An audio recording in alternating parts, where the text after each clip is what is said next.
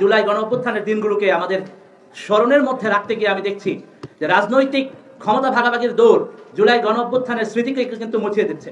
আমরা ফরগেটফুল হয়ে যাচ্ছি। অথচ এমন একটি বড় গণঅভ্যুত্থান শুধুমাত্র ক্ষমতা পরিবর্তনের জন্য হয় না, রেজিম পরিবর্তনের জন্য হয় নাই, বরং এই ধরনের গণঅভ্যুত্থান সংগঠিত হয়েছে বাংলাদেশের মানুষের যে আকাঙ্ক্ষার ফলে বাংলাদেশের মানুষ বলেছিল আমরাই বিকল্প, সেই জায়গা থেকে কিন্তু এই গণঅভ্যুত্থানটা সংগঠিত হয়েছে। গত 10-15 বছর ধরে বারবার আমাদেরকে শুনতে হয়েছে হাসিনা বাদে এই বাংলাদেশে কোনো বিকল্প নাই। যখনই কোনো প্রশ্ন উঠেছে তখন বারবার আমাদের কাছে প্রশ্ন করা হয়েছে বিকল্পটাকে, বিকল্পকে এই প্রশ্ন করে পুরো বাংলাদেশের সমস্ত জনগণের ক্ষমতাকে কেড়ে নেওয়া হয়েছিল, কনসলিডেটেড করা হয়েছিল শুধুমাত্র হাসিনার। এমন একটা অবস্থা তৈরি করা হয়েছিল যে হাসিনার নেতৃত্বকে প্রশ্ন করা যায় না। হাসিনার নেতৃত্বকে প্রশ্ন করলে পরে জেল খাটতে হয়, নির্যাতনের শিকার হতে হয়, এবং তার নেতৃত্বকে দেবত্ব আরোপ করা হয়েছিল তার নেতৃত্বের প্রতি। সেই বাস্তবতায় দাঁড়িয়ে আপনাদের মনে থাকার কথা, যখন এই গণ অভ্যুত্থানের মোমেন্টাম তৈরি হয়েছিল, ঢাকা বিশ্ববিদ্যালয় ক্যাম্পাসে আন্দোলন শুরু হয়েছিল, সেখান থেকে বিশ্ববিদ্যালয় ক্যাম্পাসগুলোতে আন্দোলন ছড়িয়ে পড়েছিল। আপনাদের মনে থাকার কথা, বিশ্ববিদ্যালয় ক্যাম্পাসগুলো যখন বন্ধ করে দেওয়া হলো, যখন বাধ্য করা হলো স্টুডেন্টদেরকে হল ছাড়তে, বাংলাদেশের জনগণ যাত্রাবাড়ি, মিরপুর, মোহাম্মদপুর, উত্তরা, রামপুরা, সাভার, সারা বাংলাদেশে আন্দোলন ছড়িয়ে গেল। বাংলাদেশের জনগণ প্রশ্ন করতে শিখলো, আমার টাকায় কেনা অস্ত্র দিয়ে আমার ভাই, আমার বোন, আমার সন্তানের উপর কেন গুলি করা হবে? আমার ভাই বোনকে গুলি করলি কেন? এই যে প্রশ্ন, এই প্রশ্ন বাংলাদেশের মানুষ, প্রত্যেকটি মানুষ করতে শিখলো। রাষ্ট্রকে প্রশ্ন করা শিখলো। রাষ্ট্র চাইলেই কোনো জনগণের উপর নিপীড়ন চাপিয়ে দিতে পারে না। রাষ্ট্রের যে ক্ষমতা, সেই ক্ষমতাকে জনগণের উপর নিপীড়ন করার অস্ত্র হিসেবে ব্যবহার করা হয়েছিল। আপনারা দেখেছেন গুম কমিশনের রিপোর্টের মধ্য দিয়ে প্রকাশিত হয়েছে কিভাবে করে জাস্ট ভিন্ন মতের কারণে কিংবা কোনো কারণ ছাড়াই রাস্তা থেকে হ্যান্ডপিক করা হয়েছে মানুষকে, দিনের পর দিন আয়না ঘরের মতো বিভৎস জায়গায় রাখা হয়েছে। পরিবার এবং সমাজকে কি ট্রমাটিক সিচুয়েশনের মধ্য দিয়ে যেতে হয়েছে এই সমস্ত বাস্তবতার কারণে। আপনারা জানেন রাষ্ট্রের সম্পদ লুট করে, জনগণের টাকা লুট করে বিদেশে সম্পদ গড়ে তোলা হয়েছে। ওই আওয়ামী লীগের নেতা কর্মীরা, ওই ফেসিবাদের দোসরেরা, উচ্ছিষ্টভোগীরা এই রাষ্ট্রের সম্পদ লুট করে বিদেশে পাহাড় গড়ে তুলেছে। এই দেশের প্রতি তাদের কোনো মায়া নেই।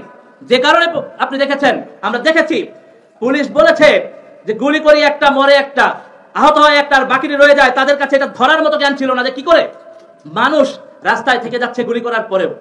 রাজপথে যারা থেকেছেন আমরা দেখেছি, আমার চোখের সামনে অনেকবার বলেছি 50-এর উপর শহীদের লাশ দেখেছি কি করে গুলি, হেলিকপ্টার থেকে গুলি আসার পরেও, পুলিশ র্যাবের নির্মম গুলি চলার পরেও, আওয়ামী লীগ, ছাত্রলীগ, যুবলীগের সন্ত্রাসী বাহিনীর গুলি চলার পরেও জনগণ রাজপথ না ছেড়ে বৃদ্ধাঙ্গুলি দেখিয়েছে হাসিনাকে এবং আওয়ামী লীগকে, এবং চ্যালেঞ্জ করেছে জনগণ বিকল্প হিসেবে এই রাষ্ট্র গড়ে তুলতে চায়।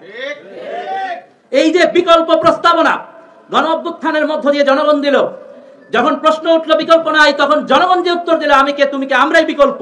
এই যে প্রশ্ন, এই প্রশ্নের উত্তর দেওয়ার মধ্য দিয়ে কিন্তু ফ্যাসিবাদী শাসন ব্যবস্থার বিলোপ, এই যে এক দফা ঘোষণা, এই এক দফা ঘোষণার অনুপ্রেরণা ছিল কিন্তু আমাদের সেই ঘোষণা যেটা ছিল আমরাই বিকল্প। সুতরাং ফ্যাসিবাদী শাসন ব্যবস্থাকে যদি বিলোপ করতে হয়, তার সমাধান হলো জনতাই বিকল্প হবে, এটাই একমাত্র সমাধান।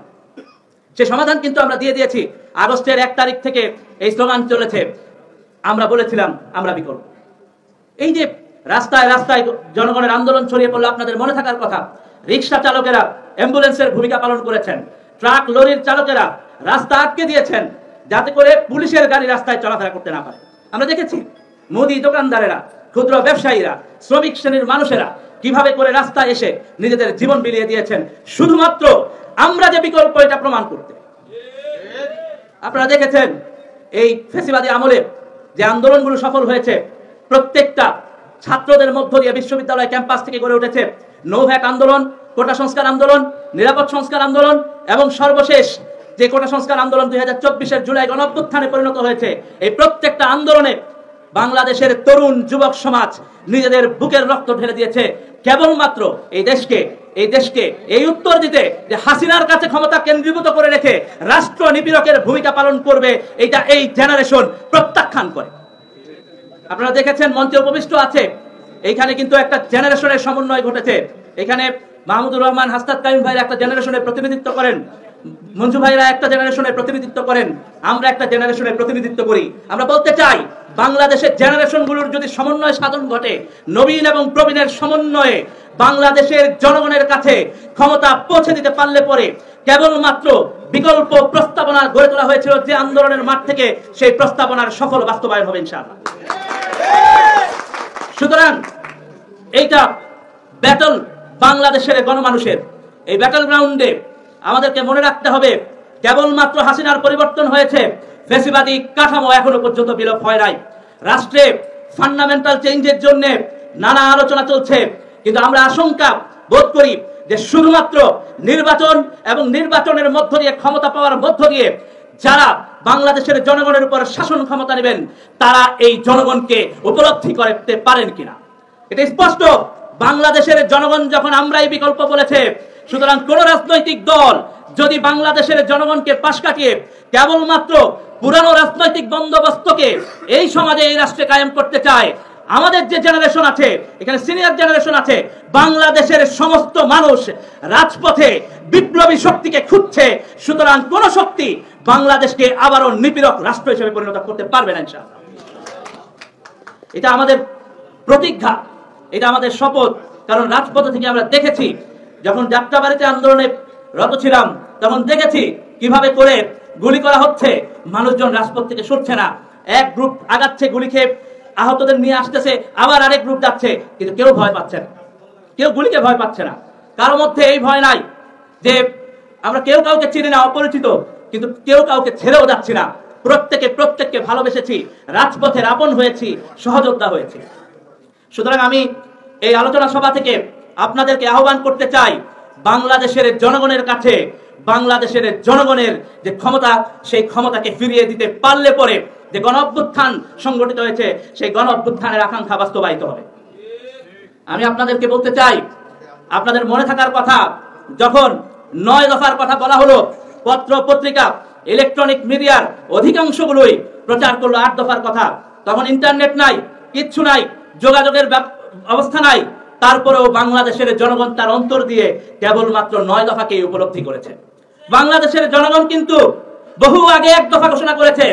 1 দফা 3রা আগস্ট ঘোষণা হয়েছে, কিন্তু বাংলাদেশের জনগণ রাজপথে লড়াই করে নিজেরাই কিন্তু 1 দফা ঘোষণা করে দিয়েছে। তারা এই রকম নিপীড়ক রাষ্ট্র আর চায় না।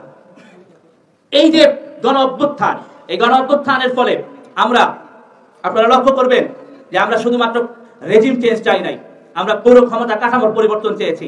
সেই ক্ষমতা কাঠামোর পরিবর্তনের জায়গায় আমরা দেখতে পাই, রাষ্ট্র এবং রাষ্ট্রের যারা আছেন তারা বোধহয় বুঝতে পারেন না, রাজপথে থাকা বিপ্লবীরা যখন আপোষ না সংগ্রাম স্লোগান দেয়, সেই স্লোগানের বিপ্লব বোধহয় রাষ্ট্রে বসে থাকা লোকেরা বুঝতে পারছেন না। আমরা যখন রাস্তায় দাঁড়িয়ে ক্ষমতা না জনতা স্লোগান দিয়েছি, আপোষ না সংগ্রাম স্লোগান দিয়েছি, দালালি না রাজপথ স্লোগান দিয়েছি, সম্ভবত এই স্লোগানগুলোর বিপ্লব, এই স্লোগানগুলোর আগুন, এই স্লোগানগুলোর মর্মার্থ বোঝার, উপলব্ধি করার শক্তি বাংলাদেশের রাষ্ট্রের চেয়ারে যারা বসে আছেন তারা বুঝতে পারছেন না। আপনাদেরকে বুঝতে হবে, আপনারা গণ অভ্যুত্থানের ম্যান্ডেট নিয়ে ক্ষমতায় আছেন। সুতরাং গণ অভ্যুত্থানের ফলে গণমানুষের মধ্যে যে পরিবর্তনের আকাঙ্ক্ষা তৈরি হয়েছে, সে পরিবর্তন সাধন করার মধ্য দিয়েই বাংলাদেশের মানুষের স্বপ্ন আকাঙ্ক্ষার বাস্তবায়ন হবে। সে জায়গা থেকেই আমরা চেষ্টা করেছি এই আয়োজন করার। এই আয়োজনের মধ্য দিয়ে আমরা বাংলাদেশের মানুষকে বার্তা দিতে চাই, বাংলাদেশের জনগণের পাশে দাঁড়িয়ে, বাংলাদেশের জনগণের সাথে থেকে গণ অভ্যুত্থানের আকাঙ্ক্ষা বাস্তবায়নে আমৃত্যু লড়াই চালিয়ে যাওয়ার সংগ্রাম এবং প্রতিজ্ঞা আমরা ঘোষণা করেছি। এই লড়াই আপনারা যারা আছেন, আমাদের প্রত্যেকের ঘরে ঘরে পৌঁছে দিতে হবে। এই রাষ্ট্রকে আর কোনোভাবেই ফ্যাসিবাদী কাঠামোতে ফিরতে দেওয়া যাবে না। এই রাষ্ট্রকে অবশ্যই জনগণের কাছে ফিরতে হবে। অবশ্যই বাংলাদেশের সকল বিশ্ববিদ্যালয়ে, পাড়ায়, মহল্লায়, গ্রামে যারা গণ অভ্যুত্থানে যুক্ত হয়েছিলেন, তাদের কাছে সেই গণ অভ্যুত্থানের আকাঙ্ক্ষা, স্বপ্ন, ক্ষমতাকে ফিরিয়ে দিতে হবে। সেই শ্রমিকের কাছে ফিরিয়ে দিতে হবে, সেই শহীদের লাশের কাছে ফিরিয়ে দিতে হবে যাদেরকে সাভারে পুড়িয়ে মারা হয়েছিল। যাত্রাবাড়িতে এবং অন্যান্য অনেক স্পটে 3টায় হাসিনার পলায়নের পরেও গুলি চলেছে। সেই মানুষদের যারা 5 তারিখ বিকাল 3টার পরেও শাহাদাত বরণ করেছে, তাদের প্রত্যেকের স্বপ্ন বাস্তবায়ন করার মধ্য দিয়েই জনগণের ক্ষমতা প্রতিষ্ঠিত হবে।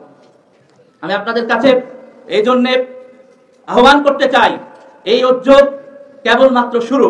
বাংলাদেশের জনগণের কাছে ক্ষমতা ফিরিয়ে দেওয়া পর্যন্ত এই লড়াই চলবে।